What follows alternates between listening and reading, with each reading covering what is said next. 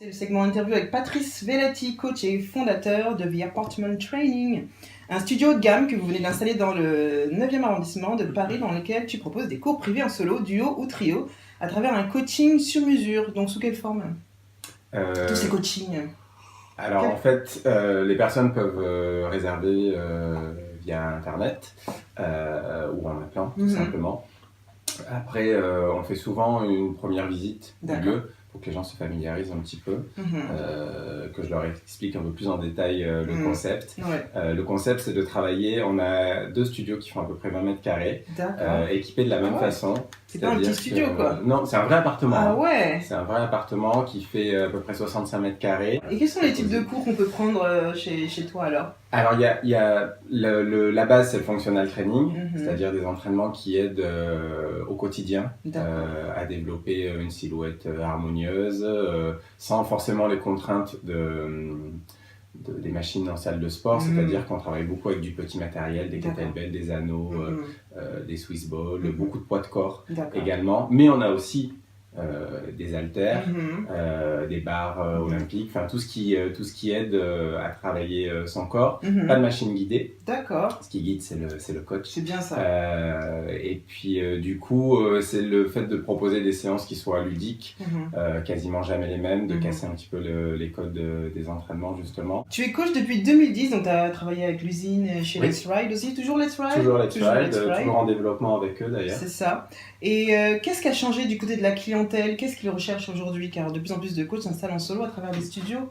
En fait, la raison principale, c'est que déjà, le coaching était souvent adressé à une clientèle assez haut de gamme. Ça se démocratise un petit peu plus, dans le sens où, par exemple, Let's Ride ou moi-même, on ne propose pas d'abonnement. C'est que des séances de coaching, des packs de coaching qui sont proposés. Donc du coup, il y a déjà cette partie entraînement. Abonnement en moins, donc il y a quand même un coût qui est non négligeable, et du coup les gens se permettent d'aller un petit peu plus dans des studios de yoga, dans des studios de cycling, dans des studios de coaching, de diversifier, plutôt que de rester toujours au même endroit. Je pense qu'ils ont de plus en plus envie de bouger, tout en étant accompagnés dans leur démarche.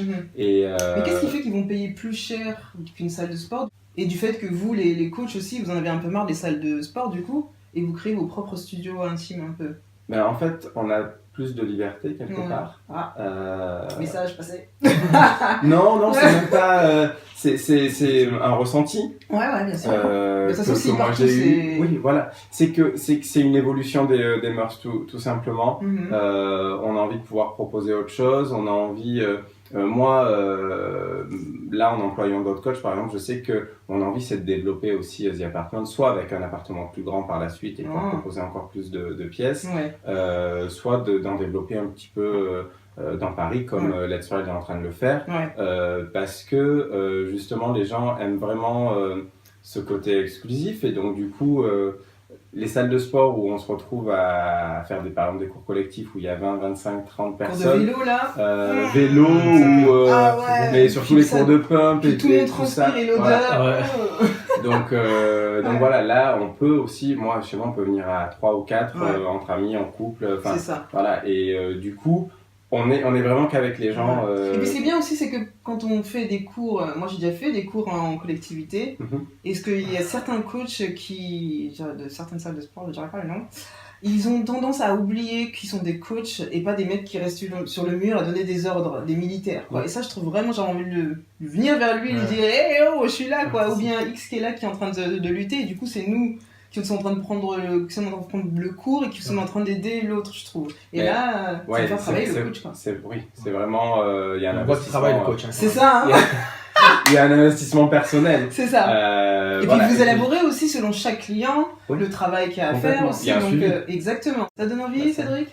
Ça donne envie de reprendre le sport. Ah, vous avez... Ok. Non, j'ai jamais vraiment arrêté. Mais disons que... Vous faites quoi comme sport? Quand on passe la quarantaine, on est moins assidu sur les salles de sport. Moi, je fais Pas mal de vélo. Ça, c'est pas vrai. Ouais, Non, mais en fait, moi, j'ai Ça dépend en fait du cadre familial aussi, non? Oui, après, ça dépend. Exactement. Je pense que ça dépend aussi de la culture. Nous, on est dans une famille de sportifs. Moi, j'ai déjà fait du sport, mais c'est vrai que là, depuis quelques années, moins de sport. Ouais. Du plus vélo, la vélo le week-end. Moi, j'ai un petit garçon qui a 7 mois, donc ça prend beaucoup. Il nous prend du temps. Ouais. C'est du sport aussi. C'est ça. Mais c'est pas le même sport. Après, c'est vrai que c'est toujours agréable d'aller faire, que ce soit en salle, moi j'ai fait pas mal de salles, ou même avec un coach. On n'a jamais essayé, mais pourquoi pas, ça donne envie. C'est ça, ouais. D'aller se dépenser. Ouais, puis l'endorphine, la dopamine, quand on a fini le sport, on prend sa douche, il y a quand même quelque chose de sympa. Et puis c'est quand même vital aujourd'hui d'être en bonne santé. C'est clair. Qu'est-ce que le client vous demande le plus en général? Du renforcement, de la remise en forme cardio, de la prise de masse? Ces temps-ci, là, qu'est-ce qu'il vous demande? Bon, là, c'est les beaux jours, donc je sais pas trop. En fait, il y a vraiment cet aspect bien-être. D'accord. Ah ouais. Et plaisir, c'est-à-dire que ça a évolué, quoi. Ils veulent. Après, tout dépend de combien de fois par semaine ils viennent aussi. C'est ça, oui. Parce que les personnes qui viennent qu'une fois par semaine et qui, en contrepartie, vont pas soit courir, soit faire un peu de vélo, c'est compliqué de. On a souvent envie, quand on a une personne qu'une fois par semaine, de lui faire un peu de tout pour qu'elle se sente bien et que ce soit l'ensemble du corps qui soit sollicité. Ça veut dire que tout ce qui est mouvement leg days, là, vous êtes pas pour ça. Enfin, t'es pas pour ça, toi. Parce que les gens qui me disent aujourd'hui je fais que les jambes, je suis là. Oh. Ah, leg days. Nous, sur le functional training, c'est qu'on essaie vraiment de travailler les chaînes musculaires dans leur globalité et de pas justement de façon analytique.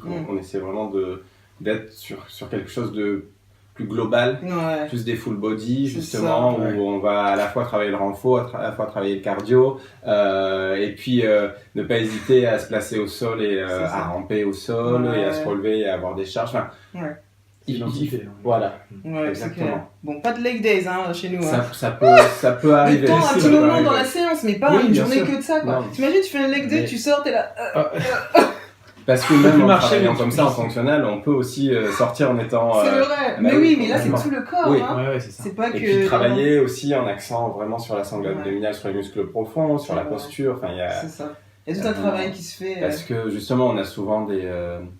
Moi, je sais que j'ai une clientèle aussi qui a commencé la musculation parfois depuis une vingtaine d'années, en s'entraînant seul. Et du coup, ils ont pris des... Voilà, c'était la période où ça se développait beaucoup. Donc des mauvaises habitudes, donc des mauvaises postures. Donc il y a tout un travail là-dessus. Parce que changer les habitudes, on sait très bien... tu les vois en salle, de toute façon. Hein. Ils sont là. Ils vont dans la direction leg day ou la direction le haut du corps. Moi, je sais que maintenant, je m'entraîne évidemment dans mon appartement, mais j'ai aussi un abonnement dans un low cost aussi où je vais de temps en temps. Et je suis pas là pour les coacher. Bien sûr.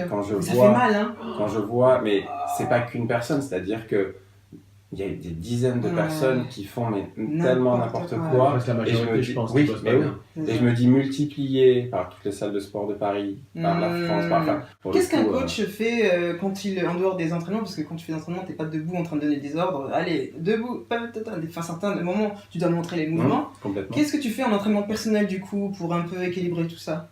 Alors moi déjà, j'essaie de faire des séances que je peux proposer à mes clients après en les adaptant, essayer d'avoir un ressenti avant de leur demander de faire. Je trouve que c'est essentiel, parce que si je lui demande de faire un mouvement ça, mais 30 pompes et que moi je suis pas capable d'en faire 30 ou de savoir ce que ça fait d'en faire 30, donc déjà j'ai beaucoup d'entraînement fonctionnel. J'ai aussi la partie cardio chez Let's Ride quand même, même si je passe pas que 45 minutes sur mon cours parce qu'on doit animer, on doit se déplacer aussi. Là j'étais censé faire le semi-marathon de Paris, mais que je n'ai pas fait parce que j'avais une petite douleur au dos, donc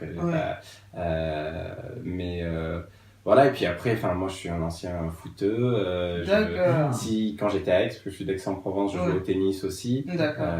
Bien sportif quoi. Oui, s'il y avait des infrastructures dans Paris, j'aimerais faire l'escalade, il y a plein, je suis passionné. Mais encore une fois, c'est mon organisation et mon planning. Pas tout faire, hein. Mais non. Comment choisit son coach, que vous êtes plusieurs, tu disais, chez vous, et puis il y a une autre qui vient d'arriver justement sur le Pilates, c'est ça? Oui. Comment on choisit son coach en fait du coup? Alors, moi pour l'instant, je prends pas de nouveaux clients parce que j'ai déjà ma clientèle. Par contre, souvent je m'entretiens soit au téléphone, soit je rencontre la personne aussi pour discuter un petit peu de ses attentes, de son approche, de voir ce qu'elle veut faire et après je connais aussi maintenant les tempéraments des coachs, donc en général j'ai aussi cette aptitude-là de pouvoir dire, bon, toi en principe ça devrait coller, toi ça va aller, après je peux me tromper évidemment, mais en général c'est ce qui se passe, et puis en fonction des horaires aussi. C'est ça, oui c'est vrai. Faut pas oublier, même si chacun peut... À quelle heure justement les gens prennent plus de cours à The Apartment Training? On commence à 7h le matin, mais 7h le matin, et puis ça va jusqu'à 14h. Alors souvent on dit que les temps creux c'est 10-11h, mais en fait... Et le soir pas du tout? Moi le soir pas à l'appartement, parce que je travaille chez Let's Ride, parce que je commence à donner des cours ailleurs aussi. Mais les autres coachs, oui, bien sûr, jusqu'à 21h sans problème. Ah ouais, 21h. Parce que justement, on a une émission de fitness qui s'appelle MMFit, et une d'ailleurs, l'ancienne collègue de l'usine nous disait, celle qui s'occupe des coachs, je m'en rappelle son prénom, disait que c'était pas... Voilà, exactement. C'était pas très bien de se faire du coaching le soir pour le système, pour le sommeil. C'est pas les professionnels non plus, pas des gens qui préparent en général... Enfin, il y a des personnes qui sont incapables de faire du sport le matin, parce qu'elles se sont couchées peut-être à 2 ou 3 heures du matin. Après, il y en a qui ont besoin, qui prennent déjà pas de petit déjeuner, donc s'ils viennent sur l'heure du déj, c'est sacrifier aussi leur déjeuner. Enfin, encore une fois, pour moi, il n'y a pas de règle. C'est adaptable à chacun. Même pour la santé? Je sais que... Même sur la santé?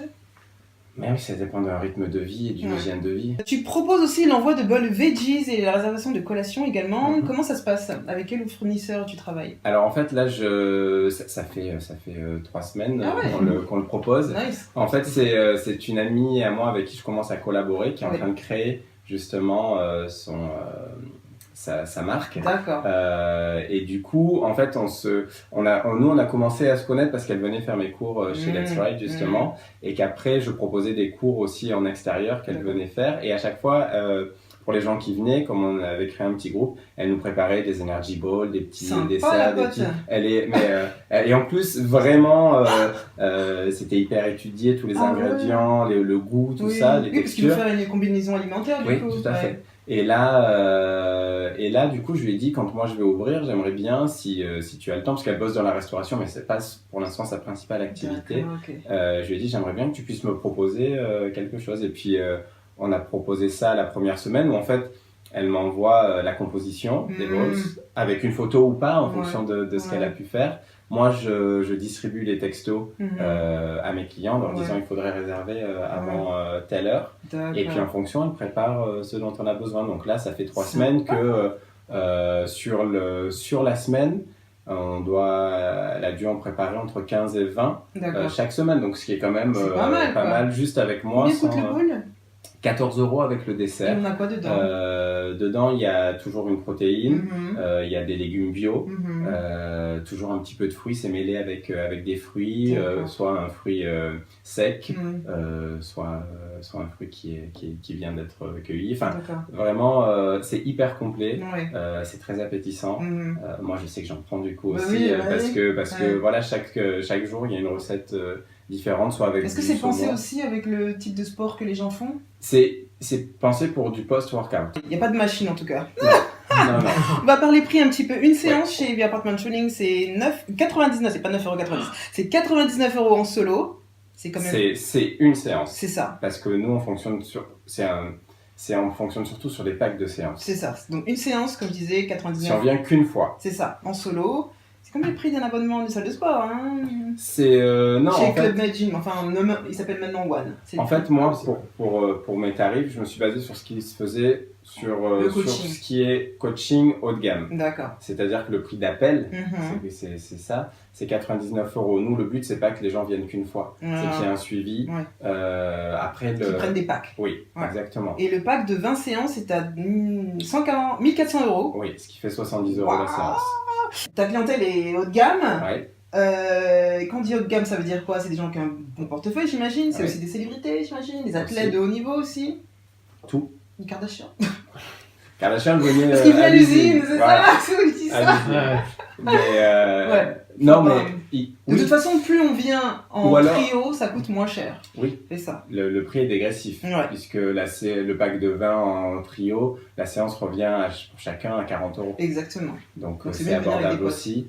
Après, ce qui se fait et ce sur quoi on axe aussi notre discours, c'est-à-dire que la personne, elle peut très bien prendre par exemple un pack de 10 qui le reviendrait à 75 € la séance, venir une fois par mois, et on lui fait un programme d'entraînement qui convient, qu'elle peut adapter dans sa salle de sport ou qu'elle peut travailler en poids de corps.